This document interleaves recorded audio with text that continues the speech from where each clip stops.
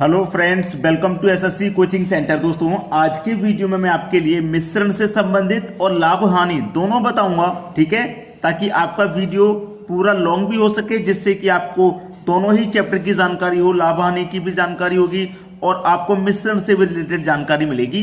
तो पूरा वीडियो देखिएगा। चलिए स्टार्ट करते हैं। पहला सवाल है, एक 20 लीटर मिश्रण में दूध और पानी का अनुपात 3:1 है। देखिए, दूध और पानी का जो अनुपात है वो 3:1 है। इस मिश्रण में कितना दूध डाला जाए कि नए मिश्रण में दूध और पानी का अनुपात 4:1 हो जाए। 4:1 हो जाए। हमसे क्या डालने की बात कर रहा है? वो दूध डालने की बात कर रहा है। पहले दूध 3 था, बाद में 4 हो गया। कितना बढ़ गया? 1। पानी नहीं बढ़ा, पानी तो उतना का उतना ही है, पानी नहीं मिलाया नहीं घटाया, पानी उतना ही है। हमने दूध अनुपात में कितना बढ़ा दिया? हमने दूध अनुपात में बढ़ा दिया 1। तो टोटल मिश्रण हमारे पास कितना था भाई? 20 था। हम दूध कितना डाल रहे हैं? अनुपात में 1 डाल रहे हैं। अनुपात में कितना दूध डाल रहे हैं भाई? 1 डाल रहे हैं अनुपात में। और पहले से हमारा दूध कितना हो जाए? 4 हो जाए। तो कह रहा था कि कितना दूध डाला जाए कि नए मिश्रण में अनुपात 4:1 हो जाए, यानी कि दूध का जो अनुपात है कितना हो जाए? 4 हो जाए। कब होगा 4? पहले से 3 था, जब हम 1 मिला देंगे तभी तो 4 होगा। ठीक है, 1/4 रख देना।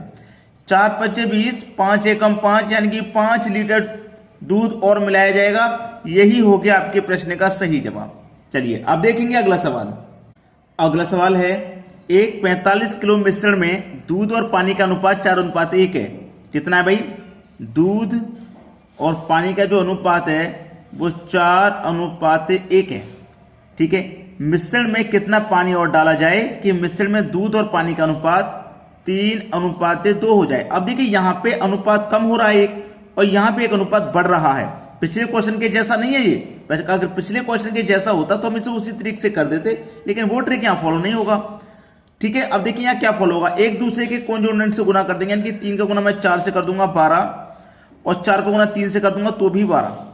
3 का पे 3 से कर दूंगा तो 3, और 4 का पे 2 से कर दूंगा तो 8। अब देखिए यहां पे मैं आपको सीधा सीधा समझा देता हूं कि हमसे यहां पे कितना पानी और डाला जाए। हमसे यहां पे वो पानी मिलाने की बात कर रहा है। जब वो पानी मिलाने की बात करेगा तो दूध तो जितना था उतना ही रहेगा, इसलिए दूध का रेशियो आपका बराबर, पहले भी 12 और बाद में भी 12 है।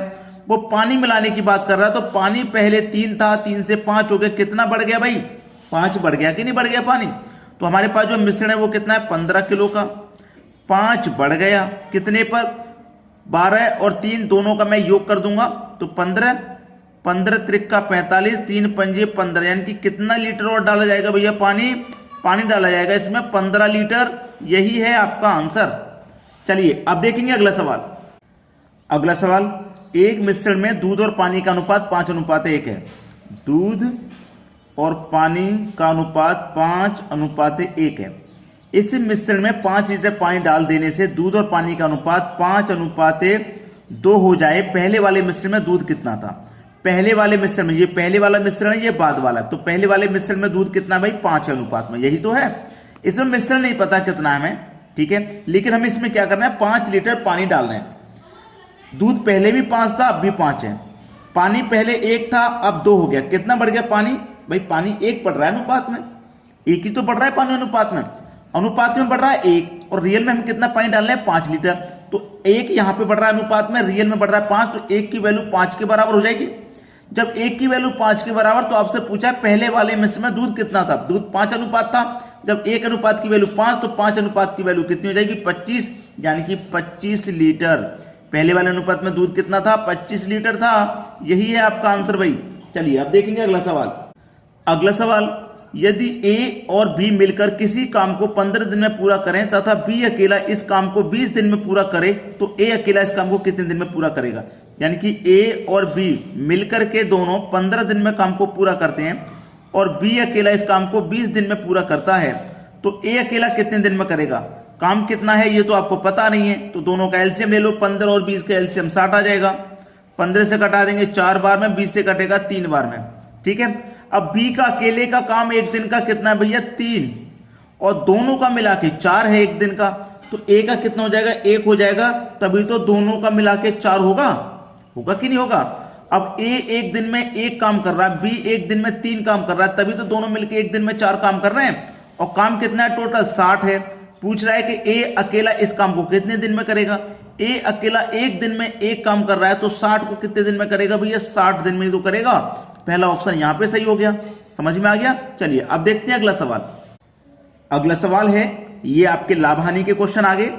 एक कुर्सी को 1444 रुपए में बेचने पर एक व्यक्ति को 30% लाभ होता है, कुर्सी का क्रय मूल्य क्या है। बहुत अच्छा सवाल है। 1144 रुपए में बेचेगा तो 30% की हानि होगी। आपको पहले भी मैंने बहुत बार बताया कि कोई भी कॉस्ट किसी भी चीज की अपने आप में 100% होती है, ठीक है। अब 100% होती है ना, वो क्या कर रहा है 30% के लाभ पे बेच रहा है। 100 की चीज को 30% के लाभ पर अगर आप बेचेंगे तो 100 की चीज को 30 के लाभ पे बेचेंगे, इसका मतलब कितने बेचेंगे, 130% में बेचेंगे, तभी तो 30 का लाभ होगा। भाई अपने आप में 100% तो उसका मान होता ही है। अगर 100% की चीज को 100 में बेचेंगे तो कोई फायदा होने वाला नहीं। हम 100 की चीज को 130 में बेचेंगे तभी तो 30% का फायदा। तो 130 में बेचेंगे और रियल में कितने बेच रहे हैं, 1144 में। तो आपका 130% की वैल्यू 1144 है। आपसे पूछ रहा है क्रय मूल्य कितना है, मतलब 100% का मान। तो कैसे निकालेंगे, ये तो आपकी 130% की वैल्यू है, तो 130% से डिवाइड कर दो। 100% का मान निकालने के लिए 100 से मल्टीप्लाई कर दो, बस हो गया आपके प्रश्न का आंसर। यहाँ पे यहां आ गया आपके क्वेश्चन का आंसर, किसी को कोई दिक्कत नहीं। 0 से यहां मैं ये 0 कटा दूंगा, 13 से कटाऊंगा इसको, ठीक है। 13 से जब मैं इसको कटाऊंगा, 13 पंजे 65, 13 चिंग 78, 13 सत्ते 91, 13 निम्मा 13 सत्ते 91, 13 अट्ठे 104, 13 अट्ठे 104, यानी कि 104 कट गया। 114 में से 104 कट गया तो आपको कितना बचेगा, 114 में से 104 10 बचेगा, 10 में 4 लगा दूंगा तो 104। तो फिर से 8 बार में 104 कट जाएगा, 88 बार में कट गया। 88 का मल्टीप्लाई 10 से कर दो, ये हो जाएगा 88 एकम 88 और 1 जीरो, यानी कि 880 आपका आंसर आ जाएगा। बिल्कुल सही, बी ऑप्शन बिल्कुल सही जवाब। चलिए अब देखते हैं अगला सवाल। अगला सवाल है रोहित ने एक छाता 15% हानि पर 680 रुपए में बेचा, इस छाते का क्रय मूल्य क्या है। देखिए फिर से बता रहा हूं कि कोई भी चीज का मान अपने आप में 100% होता है। अब मैं 100% की चीज को 15% की हानि पर बेचूंगा, 15% की हानि पर बेचूंगा तो इसका मतलब कितने बेचूंगा, 85% में बेचूंगा, ठीक है। परसेंट में बेच रहा हूं 85 में, रुपए में बेच रहा हूं 680 में। भाई दाम कितना ले रहा हूं 680, और परसेंट में कितना बेच रहा हूं 85% ही तो बेच रहा हूं, क्योंकि 15 का मैं घाटा बेच रहा हूं। भाई कोई भी चीज मान लो 100 रुपए की खरीद के लाया, मैं 15 का घाटे पे बेच रहा हूं तो 85 में तो बेच रहा हूं, और रुपए में 680 में बेच रहा हूं, दोनों एक दूसरे के बराबर है। तो हमें 100% का मान निकालना, कैसे निकालेंगे, इसमें 85 से डिवाइड कर देंगे, 100% का मान निकालने के लिए 100 से मल्टीप्लाई कर देंगे, आंसर आ जाएगा। बात क्लियर है। चलिए कटा दीजिए, यहां पे इसे मैं कटाऊंगा 5 से, कटाऊंगा 5 से कट जाएगा, ये 5 से कट जाएगा 20 बार में, और 5 से कटाऊंगा 5 एकम 5, 5 सत्ते में 17 बार में कटेगा, 17 चौक के 68 कटेगा, और एक 0, 40 का मल्टीप्लाई 20 से कर दो, 4 दूने का 8 और 2 0 आ जाएंगे, यानी कि 800 रुपए। सी ऑप्शन है भाई सही जवाब आपका, ठीक है। चलिए अब देखेंगे अगला क्वेश्चन। अगला सवाल है एक कुर्सी द्वारा एक व्यक्ति द्वारा एक कुर्सी 720 रुपए में बेचे जाने पर उसे 25% हानि होती है। 25% लाभ कमाने हेतु कुर्सी का विक्रय मूल्य क्या होगा। देखिए कोई भी चीज अपने आप में 100% होती है, ये बात आपको मालूम है। हम उस चीज को 25% की हानि पर बेच रहे हैं, 25% की हानि पर बेच रहे हैं, इसका मतलब हम उसे कितने बेच रहे हैं, 75% में बेच रहे हैं, और रुपए में कितने बेच रहे हैं, 720 में। तो 100% का मान कैसे निकलता है क्रय मूल्य, 720 में 75 से डिवाइड कर देंगे, 100% का मान निकालने के लिए 100 से गुना कर देंगे, ये मेरा क्रय मूल्य निकल के आ जाएगा। क्रय मूल्य निकल के आ गया ना इतना। उसने बोला हमें इस पर 25% का लाभ चाहिए, तो कुर्सी का विक्रय मूल्य क्या होगा। ये तो 100% है ना, ये 100% हो गया, हमें 25% का लाभ चाहिए, तो पहले मैं क्या करूंगा, इसी को सॉल्व कर लेता हूं, 100% का मान निकाल लेता हूं। 25 चौके 100, 25 त्रिक 75, 3 से कटाऊंगा मैं इसको, 3 दूने का 6, 1 बचे 12, 3 चौके 12 और 1 0, 240 का पे 4 से कर दूं, 4 का 0 में करूंगा 0, 4 चौके 16 का 6, कैरी का 1, 4 दूने का 8, कैरी का 1 9, यानी कि 960 रुपए उसका क्रय मूल्य है। अब 960 की चीज को हमें क्या करना, 25% के लाभ पर बेचना है, 25%। तो ये मेरी 100% की वैल्यू है ना, ये क्या है, मेरी 100% की वैल्यू है, 100% की वैल्यू है। अब ये जो मेरी 100% की वैल्यू है, मैं इसे 25% के लाभ पे बेचूंगा। मैं क्या बेचूंगा, इसे 25% के लाभ पे बेचूंगा, तो मैं इसका 25% निकाल सकता हूं, मुझे पता चल जाएगा कितना लाभ है इसका। अगर मैं 25% निकालूंगा तो तो मुझे पता चल जाएगा परसेंट का मतलब बटे में 100, 25 से कम 25, 25 चौके 100, ठीक है, कट गया।